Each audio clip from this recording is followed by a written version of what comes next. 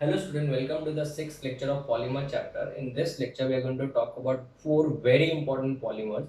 Now, previous lecture की बात करें, that is lecture number 5 की, तो हम लोगों ने 6 polymers हम लोग ने उनके structures पढ़े थे और उनका preparation पढ़ा था. First one was nylon 6, nylon 6 nylon 6 के बाद नाइलॉन 6 उसके बाद में टेरिन पढ़ा था, उसके बाद में हम लोग ने ग्लिप्टल पढ़ा था और केवलार और नोमेक्स पढ़ा था. ये हम लोग ने 6 कवर कर दिए थे. आई थिंक मैंने आपको कुछ होमवर्क दिया था. यस, नाइलॉन 6, 10 का. तो अगर आप लोगों ने उसके मोनोमर्स अगर पता किए हैं तो सबसे पहला मोनोमर जो आया होगा वो आपको आया रहेगा हेक्सामिथ्रिन डायमाइन. ये तो कॉमन था, 6 हो गया. अभी दूसरा जो है उसके अंदर कितने कार्बन होने चाहिए? 10 कार्बन होने चाहिए. तो अगर 10 कार्बन होने चाहिए तो वो आपका कंपाउंड ये वाला होना चाहिए, CH2COOH. अभी कितने कार्बन हो गए इसमें? बराबर ना, ये दो तो फिक्स है और कितने चाहिए? 10 चाहिए ना टोटल अपने को, तो 8 बाकी है, तो ये हो गया बेटा.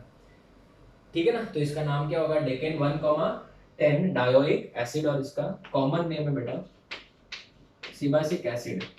याद रखना.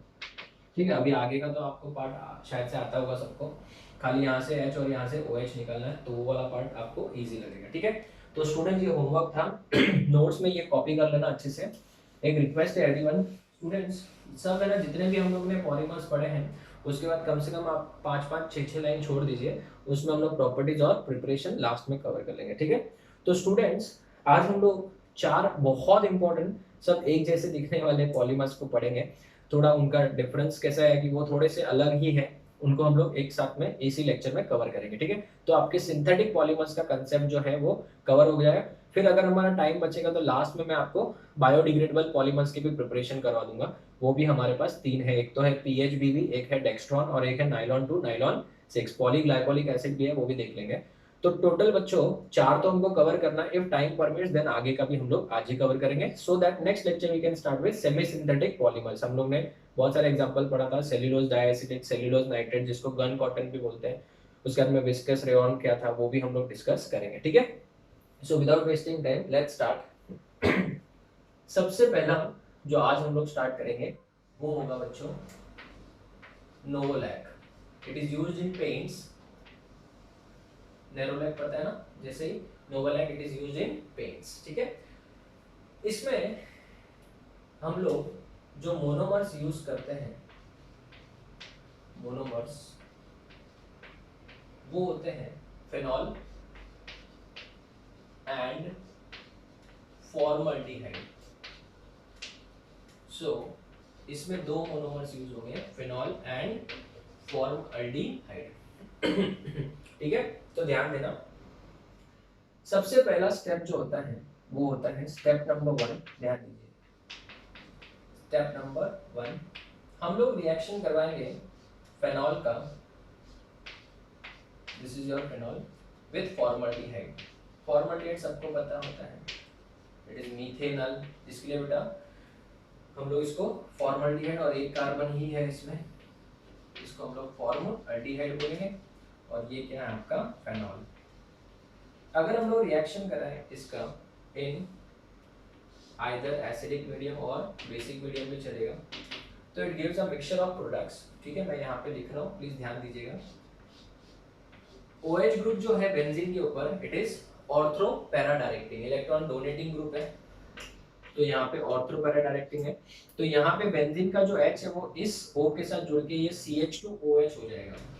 तो एक तो ये प्रोडक्ट पॉसिबल है, दिस इज प्रोडक्ट नंबर 1. दूसरा इसके अलावा नंबर 2 ये वाला प्रोडक्ट भी पॉसिबल है. यहाँ पे OH, यहाँ पे CH2OH और यहाँ पे CH2OH, एक ये प्रोडक्ट भी पॉसिबल है नंबर 2. थर्ड एक और प्रोडक्ट पॉसिबल है, वो है ये वाला. तो आप लोग एकदम लाइन से लिखना, क्योंकि मुझे एक्चुअली वहाँ पे बेकलाइट सिखाना है इसके लिए, बट आप लोग लाइन से लिखना 1, 2 एंड 3. ठीक है. यहाँ पे OH हो जाएगा, यहाँ पे CH2OH हो जाएगा, यहाँ पे भी CH2OH हो जाएगा और यहाँ पे भी आपका हो जाएगा CH2OH. तो इसमें आपको टोटल कितने प्रोडक्ट्स मिले? 3 प्रोडक्ट्स मिले. ठीक है. सो फिनॉल एंड फॉर्मल्डिहाइड ने कंबाइन होकर बेटा 3 प्रोडक्ट्स दिए. इसमें हमारे लिए ये सबसे इंपॉर्टेंट है, ध्यान देना. स्टेप नंबर 2 में हम लोग क्या करते हैं? स्टेप नंबर 2 में ये वाला जो कंपाउंड है इसके N मोल्स लिए जाते हैं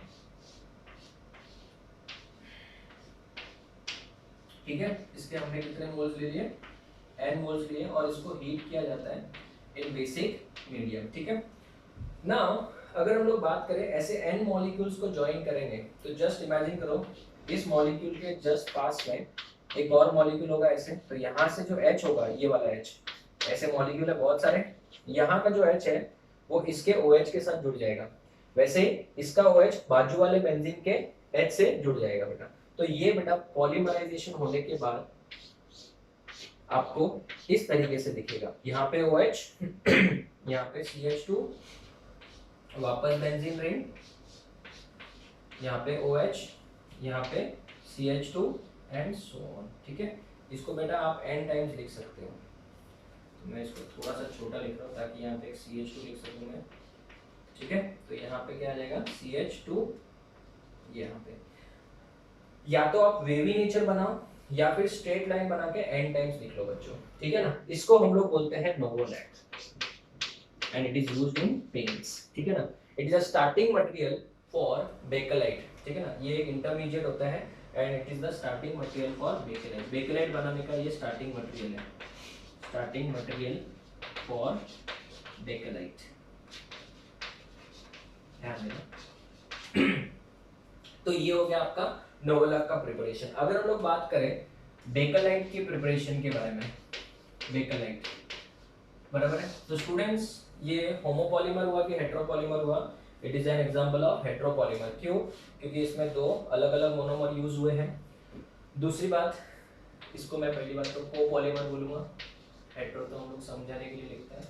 उसके बाद में क्या इसमें से कुछ एलिमिनेट हो रहा है? यस, हर स्टेप में कुछ एलिमिनेट हो ही रहा है, so it is an example of condensation polymer. ठीक है ना, it is an example of condensation polymer. Bakelite की बात करें तो स्टूडेंट जो स्टार्टिंग के स्टेप्स है वो सेम ही है, ये सेम कट कॉपी पेस्ट यहाँ पे लिखने हैं आपको। ठीक है ना, तो इसके लिए भी अगर हम लोग बात करें तो मोनोमर्स कौन से हैं? Phenol and formaldehyde. ये फिनॉल एंड फॉर्मल्डिहाइड इसके मोनोमर्स है, दैट इज फॉर श्योर, इसमें तो कोई चेंज नहीं है। But first step and second step same ही है। ये इसका एक्चुअली मैंने आपको ऑलरेडी यहाँ पे लिख दिया कि ये इसका क्या है, स्टार्टिंग मटेरियल फॉर बेकेलाइट है। तो यहाँ पे मैं डायरेक्टली बेटा स्टेप नंबर 3 से स्टार्ट करूंगा।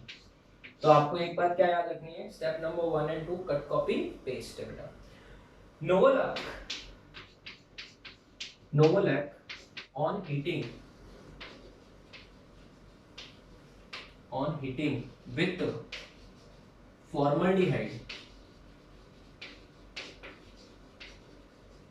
formaldehyde gives a fused mass called bakelite. अगर आप नोवोलैक को फॉर्मल्डिहाइड के साथ हीट करते हो तो हमको बेटा फ्यूज्ड मास मिलता है, जिसको क्या बोला जाता है? बेकेलाइट बोला जाता है। जैसे ध्यान देना जरा, अगर मेरे पास ये बेंजीन रिंग है, CH2 benzene ring, CH2 benzene ring, यहाँ पे भी CH2, ये वेवी नेचर मतलब एन टाइम समझ के चलना है। ठीक है, यहाँ पे भी बेटा CH2 वेवी नेचर, करेक्ट। ये आपका किसका स्ट्रक्चर है बाय द वे? जरा इसको सोचो, पहचानो इसको। सर ये तो नोवोलैक है, ये नोवोलैक है। नोवोलैक के स्ट्रक्चर को मैं वापस बना रहा हूं, ध्यान देना, इस तरीके से,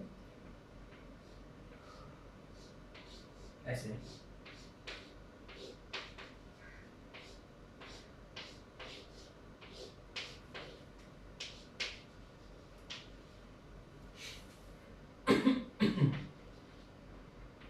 ठीक है, ये नोवोलैक हो गया आपका। दो चेंज बना दी मैंने, एक को ऐसे लिखा और एक को मैंने रिवर्स करके ऐसे उल्टा लिखा। ठीक है, ये नोवोलैक के चेंज है, इसको आपको हीट करना है किसके साथ? फॉर्मल्डिहाइड के साथ। What is formaldehyde? This is your formaldehyde CH2O। तो मैं इसको ऐसे लिख रहा हूं, CH2O, CH2O, और यहाँ पे भी CH2O के साथ इसको क्या करना है? हीट करना है। बराबर है स्टूडेंट्स, ध्यान देना जरा, मैं इंपॉर्टेंट चीज बता रहा हूँ। यहाँ पे H होता है, यहाँ पे भी H होता है। इन सब पैरा पोजीशंस में मैं सिर्फ समझाने के लिए H लिख रहा हूँ बेटा, इट इज अंडरस्टूड कि वहां पे H है ही है। तो यहां से H, यहां से O और यहां से H, ये वाटर एलिमिनेट हो गया। तो it is again an example of condensation polymer, water eliminate हो गया, और यहां से भी सेम वाटर एलिमिनेट हो गया, ठीक है ना। तो ये वाटर एलिमिनेट होने के बाद यहाँ पे क्रॉस लिंकिंग हो जाएगी। सो bakelite is a cross linked polymer. Chains क्या हो रही है, ज्वाइन हो रही है, so it is also an example of cross linked polymer, cross linked polymer. अभी स्टूडेंट्स मैं वापस इसका स्ट्रक्चर नहीं बनाने वाला हूं, आपको क्या करना है, सुनो मेरी बात। आपको ऐसे इसके नीचे लाइन ड्रॉ करनी है, हीटिंग का साइन डालना है, और फिर इसका नीचे जो मैं बनाने वाला हूँ वही वापस ड्रॉ करना है। तो मैं वापस नहीं बना रहा हूँ, सुन लो अच्छे से। आप क्या करिए, एक बार इसका फोटो ले लीजिए, फोटो ले लीजिए, पहले ले लिया। अभी सुनो मैं जो बोल रहा हूँ, ध्यान से सुनो, ठीक है। क्या करना, इसके नीचे यही वापस रिपीट करना, और ये वाला ड्रॉ करना एज इट इज। देखना ध्यान से, इन दोनों के बीच में सिर्फ क्या बच गया, अभी CH2 बच जाएगा कि नहीं बच जाएगा। तो आपको सब जगह पे खाली क्या ऐड करना है बच्चों, CH2 ऐड करना है, ठीक है।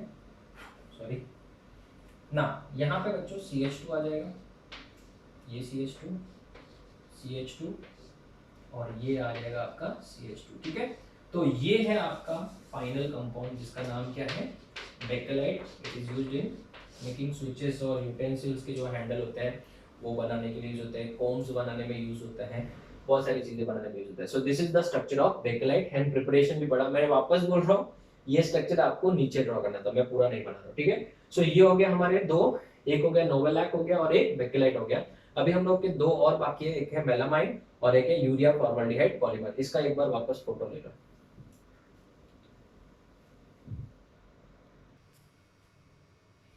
Okay students, so the third polymer is melamine polymer, or it is also known as melamine formaldehyde polymer. Very important, जो आपका डिनर सेट होता है, अनब्रेकेबल जो क्रॉकरीज होते हैं बेटा, this are made from melamine formaldehyde polymer. इसका well known बेटा नाम ही है, मेलामाइन ही बोला जाता है, ठीक है।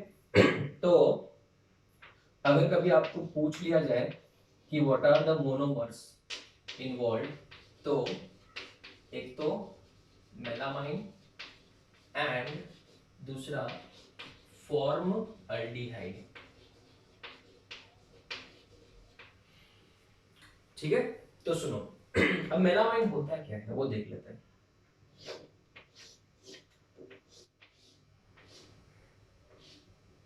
This compound is known as benzene. इसमें जो अल्टरनेट पोजीशन है मैं उसमें नाइट्रोजन डाल देता हूं, तो ये 135 ट्राइअजीन, नाम इज इंपॉर्टेंट है बेटा, ध्यान देना। 135 ट्राइअजीन, थोड़ा नीचे लिखते बिकॉज मुझे यहाँ पे NH2 की जरूरत है अभी, और सॉरी 246 पे NH2 ग्रुप जुड़ा हुआ है बेटा, तो इसका नाम हो जाएगा 135 ट्राइअजीन 246 ट्राइअमीन। इसी को हम लोग बोलते हैं मेलामाइन, ठीक है। ये तो एक मोनोमर हो गया, ठीक है ना। इसका रिएक्शन किया जाता है फॉर्मल्डिहाइड के साथ। फॉर्मल्डिहाइड इज, आपने देखा होगा प्रीवियस एग्जांपल भी मैंने फॉर्मल्डिहाइड वाले लिया था, तो सिमिलर टाइप के पॉलीमर्स हम लोग साथ में कंप्लीट करें ताकि हमको पढ़ने के लिए इजी हो जाए। तो ये हो गया फॉर्मल्डिहाइड। इसका एक H इस O के साथ जाएगा तो ये CH2OH हो जाएगा और ये NH बच जाएगा।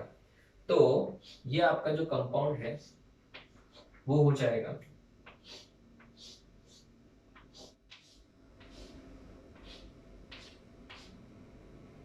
यहाँ पे N आएगा, यहाँ पे भी N, N यहाँ पे भी, यहाँ पे NH2, यहाँ पे भी NH2, और यहाँ पे बच जाएगा NHCH2OH, NHCH2OH। ये आपका इंटरमीडिएट कंपाउंड है। तो दिस कंपाउंड ऑन पॉलीमराइजेशन, ध्यान देना, यहाँ का OH बाजू वाले का H वाटर एलिमिनेट करेगा, सो माइनस H2O हो जाएगा। सेम वे यहाँ का OH और उसके बाजू वाले का H, ऐसे बेटा ये पूरा नेटवर्क जैसे ही हो जाने लगेगा। तो इसका जो फाइनल स्ट्रक्चर आएगा वो कुछ ऐसा दिखेगा। यहाँ पे N दिखेगा आपको ऑल्टरनेट पोजीशंस में, ध्यान देना, बहुत इंपॉर्टेंट स्टेप है। यहाँ पे बचेगा NHCH2, NHCH2, ठीक है ना, वेवी फॉर्म मतलब N टाइम्स। यहाँ पे क्या बच जाएगा, NH बचेगा, और ये भी किसी के साथ जुड़ा हुआ, ये भी वेवी फॉर्म में जाएगा, और यहाँ पे भी क्या बच जाएगा, NH बचेगा, और ये भी वेवी फॉर्म में बचेगा। तो students basically this is your melamine polymer. इसी को हम लोग मेलामाइन क्या बोलते हैं, polymer. This is very very important, it is used to make unbreakable crockeries. So again it is an example of copolymer. It is next water molecule eliminate हो रहा है, so condensation polymer, condensation polymerization, ठीक है ना। तो students ये हो गया आपका melamine polymer. Then the fourth one is urea formaldehyde polymer, urea formaldehyde polymer, urea formaldehyde polymer, ठीक है, ध्यान देना। अगर हम लोग बात करें यूरिया फॉर्मल्डिहाइड पॉलीमर की, तो डेफिनेटली बेटा नाम से पता चल रहा है इसमें मोनोमर्स कौन कौन से होंगे, urea and formaldehyde, urea and formaldehyde, ठीक है। चलो अगर हम लोग बात करें यूरिया, सबको पता है जिसका स्ट्रक्चर होता है NH2 C double bond O NH2, इसका रिएक्शन किया जाता है फॉर्मल्डिहाइड के साथ। देखा आज सब जितने भी स्ट्रक्चर्स हम पढ़ रहे हैं उसमें सब में फॉर्मल्डिहाइड आ रहा है। तो स्टूडेंट्स अगर हम लोग बात करें इस कंपाउंड की, ये है यूरिया और ये है फॉर्मल्डिहाइड, ठीक है। तो यहाँ का वापस H इस O के साथ जाके CH2OH बना देगा, तो यहाँ पे आ जाएगा NH2 C double bond O NH CH2OH। इस कंपाउंड का नाम बहुत इंपॉर्टेंट है, मोनोमिथाइलॉल यूरिया।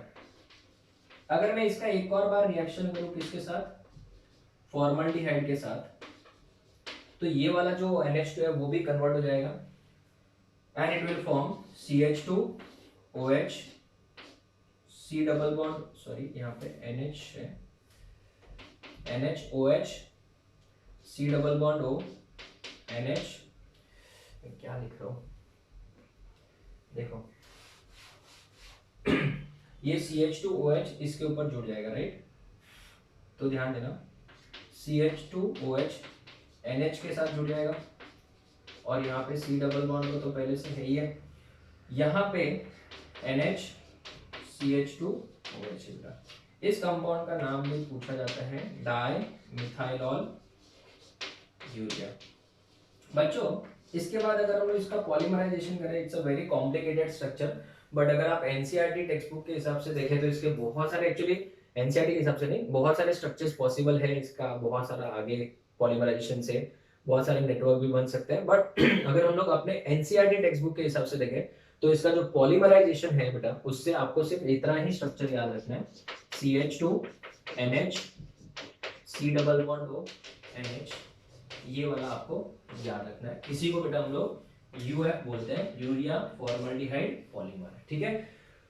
सो ये जो मोल्डेड प्लास्टिक होता है, लैमिनेटेड शीट्स होते हैं, आपने बहुत बार सुना रहेगा लैमिनेटेड शीट्स जो है उसके ऊपर कुछ भी गिरा है तो वो खराब नहीं होता है, वो सब बेटा यूरिया फॉर्मल्डिहाइड के ही बनाए जाते हैं। तो ठीक है, आपको सिर्फ इतना ही स्ट्रक्चर याद रखना है यहाँ तक के बाद। तो ये तो हमारे टेक्स्ट बुक में दिया भी नहीं है, खाली हमारे टेक्स्ट बुक में एक टेबल के फॉर्म में यूरिया फॉर्मल्डिहाइड दे दिया है, बट आपको ये स्ट्रक्चर क्या रखना है, याद रखना है। तो students this is lecture number 6। अभी तक हम लोग ने टोटल कितने 4 प्रिपरेशंस पढ़ लिए। बोलो, नंबर 1 नोवेलैक पढ़ा, बेकेलाइट पढ़ा, उसके बाद में मेलामाइन कंप्लीट किया और यूरिया फॉर्मल्डिहाइड पॉलीमर कंप्लीट किया।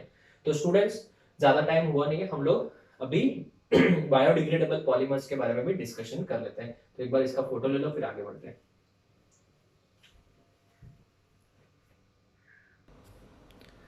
ओके स्टूडेंट्स, सो नेक्स्ट जो पॉलीमर है, अभी हमने टोटल अभी तक 4 पॉलीमर्स कंप्लीट कर लिया आज के लेक्चर में। नेक्स्ट जो पॉलीमर्स है they are also known as biodegradable polymers.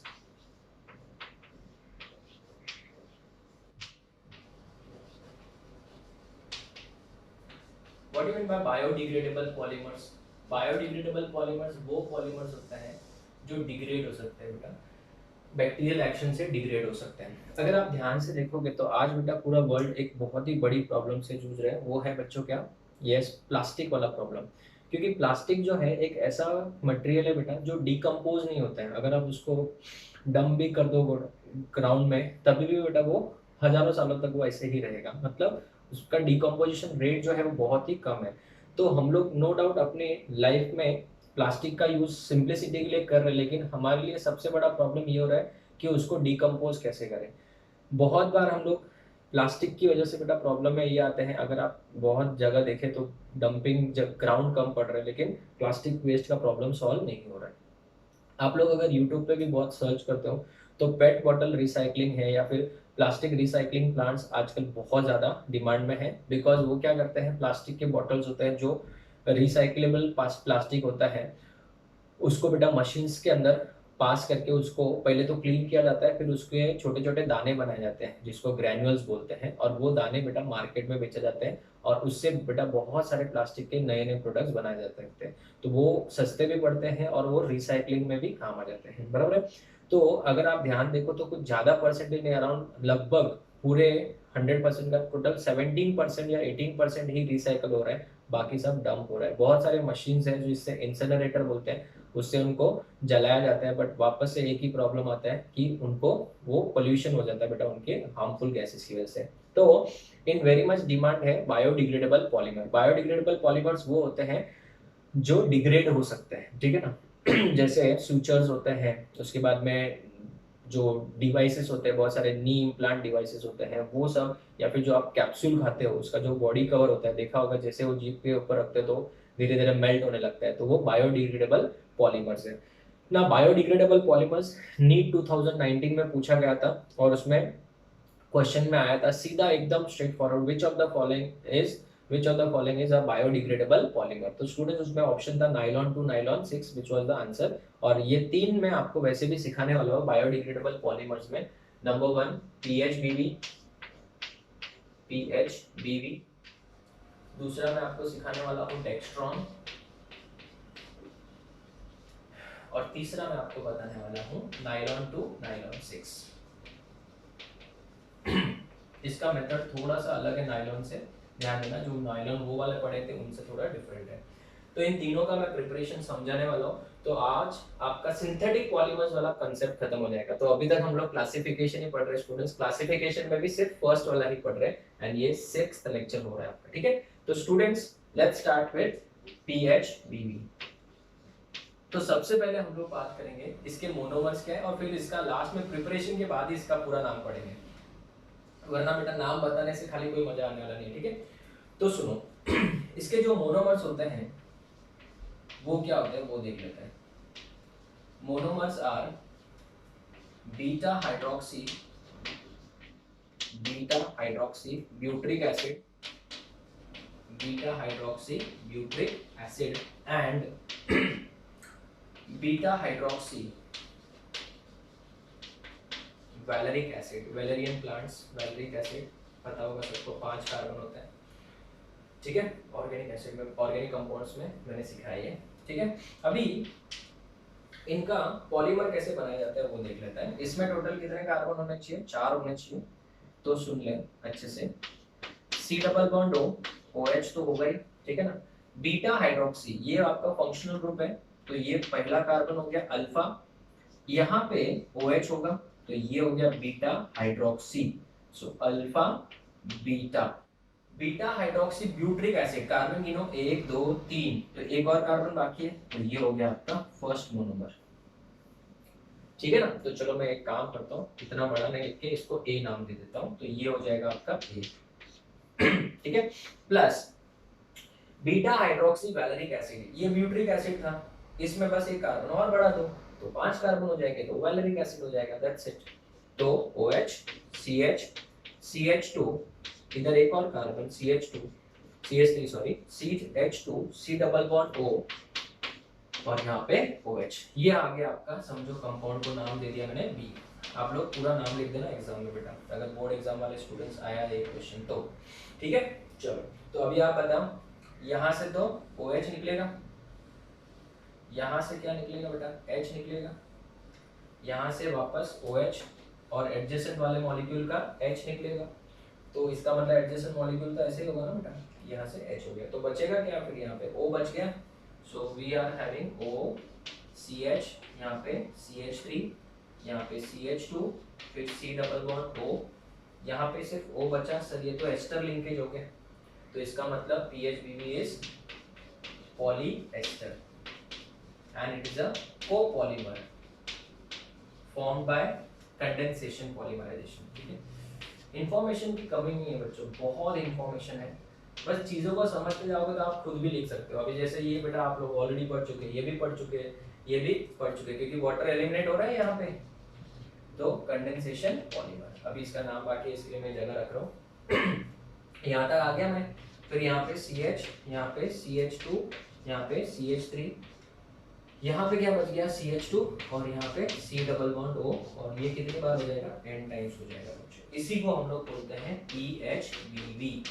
अभी डेफिनेटली इतना तो पता है कि P stands for poly, H stands for hydroxy, और इसको हम लोग बीटा हाइड्रोक्सी भी बोलेंगे, सो पॉली बीटा हाइड्रोक्सी। अब ये एस्टर में कन्वर्ट हो गया तो ब्यूटरेट, देखते जाओ, पॉली बीटा हाइड्रोक्सी ब्यूटरेट, को क्यों, because it is a copolymer, को बीटा हाइड्रोक्सी, वापस रिपीट नहीं करेंगे इसमें नाम में, बट इसको याद रखना है कि बीटा हाइड्रोक्सी है नाम में। V stands for valerate, valerate क्यों हो गया बच्चों, क्योंकि ये अभी एस्टर में कन्वर्ट हो गया, सो इसका नाम पॉली बीटा हाइड्रोक्सी ब्यूटरेट, को मतलब कोपॉलीमर है, बीटा हाइड्रोक्सी वैलेरेट। सो ये है क्या आपका इस कंपाउंड का IUPAC नेम। दूसरा कंपाउंड आते हैं डेक्स्ट्रॉन की तरफ, ठीक है। डेक्स्ट्रॉन ये भी एक बायोडिग्रेडेबल पॉलीमर है, तो स्टूडेंट्स याद रखना दीज आर बायोडिग्रेडेबल पॉलीमर्स, ठीक है। चलो अगर हम लोग बात करें इसके मोनोमर्स की, तो इसके जो मोनोमर्स होते हैं, मोनोमर्स आर, सबसे पहले, ठीक है, इसके अंदर यूज होता है lactic acid and glycolic acid, lactic acid and glycolic acid, इसी बंद कर देते हैं, ठीक है ना। What is lactic acid, lactic acid बेटा क्या होता है वो देख लेते हैं। एसिड बोला है तो definitely C double bond O, OH वाला पार्ट तो आएगा। लैक्टिक एसिड में याद रखना अल्फा के ऊपर OH हो जाएगा, और यहाँ पे CH3 है। ये कार्बन अगर आप ध्यान से देखो तो असिमेट्रिक है, देख लो 4 अलग अलग ग्रुप से जुड़ा हुआ है कि नहीं, तो इसको क्या बोलेंगे, लैक्टिक एसिड। उसके बाद में ग्लाइकोलिक एसिड तो बहुत इजी है, ये CH3 हटा दो खाली यहाँ से, इसका नाम है ग्लाइकोलिक एसिड। इन दोनों को बेटा अगर n मॉलिक्यूल्स इसके भी n मॉलिक्यूल्स ले लिए जाए, यहाँ पे भी हर जगह पे बेटा पॉलीमराइजेशन में गलती से भी n लिखना मत भूलना बेटा, बोर्ड्स वाले स्टूडेंट्स तो स्पेशली ध्यान दे। Method will remain the same, OH यहाँ से H, यहाँ से H हो जाएगा, और बाजू वाले OH, ये सारे लाइन में जाएंगे, तो बच्चों इसका स्ट्रक्चर क्या हो जाएगा, O, यहाँ पे क्या आएगा CH, यहाँ पे CH3, C double bond O, यहाँ पे CH2, यहाँ पे C डबल बॉन्ड O, और ये हो जाएगा N टाइम्स। इसी को बेटा हम लोग बोलते हैं डेक्स्ट्रॉन, ठीक है ना। तो ये हो गया आपका डेक्स्ट्रॉन, ठीक है ना। इसको पॉलीग्लाइकोलिक एसिड, पॉलीलैक्टिक एसिड ऐसे भी बोल सकते हैं। तो PGA PLA भी बहुत बार बुक्स में लिखा होता है, बट डेक्स्ट्रॉन आप याद रखिए। तो हम लोग ने 2 प्रिपरेशन कवर कर लिए, अभी एक बच गया नाइलॉन 2 नाइलॉन 6, ठीक है। तो एक बार इसका फोटो लो, फिर आगे बढ़ते हैं।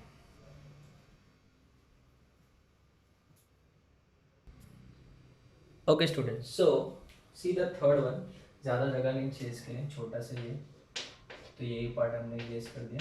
नाइलॉन 2 नाइलॉन 6, ठीक है ना। It is also an example of what, biodegradable polymer. ये बेटा एंट्रेंस एग्जाम में याद रखना आया है, नीट 2019 में, ठीक है। सो इसके जो मोनोमर्स है वो क्या है, मोनोमर्स आर नंबर 1 ग्लाइसिन, एक अमीनो एसिड है, and epsilon amino caproic acid.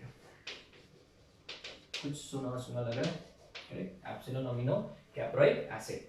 Glycine सबको पता होना चाहिए, ग्लाइसिन का structure NH2 CH2 C double bond O OH, इसको ग्लाइसिन बोलते हैं, राइट। बट मैं इसको इस तरीके से नहीं लिख रहा, इसको उल्टा लिख रहा हूँ, बिकॉज रिएक्शन लिखने में और समझने में बहुत आसानी हो जाती है। तो ध्यान देना, मैंने आपको इसका स्ट्रक्चर बता दिया, अभी आपको ये याद रखना है कि इसको इस तरीके से लिखेंगे हम लोग, ठीक है।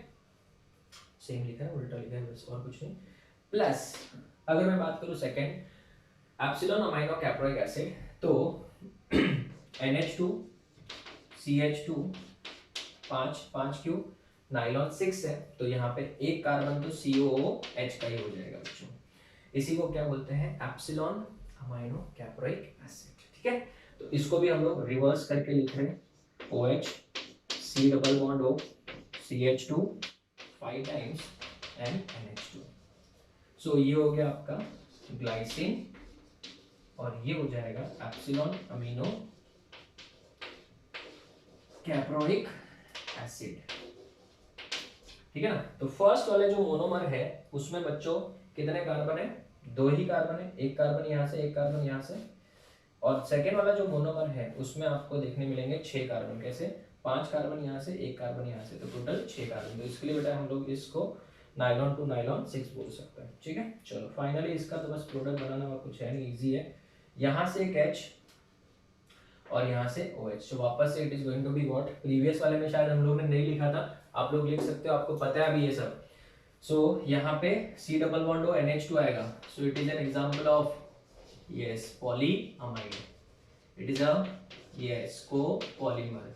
तीसरा किससे बन रहा है, कंडेंसेशन पॉलीमराइजेशन से, करेक्ट, कंडेंसेशन पॉलीमराइजेशन।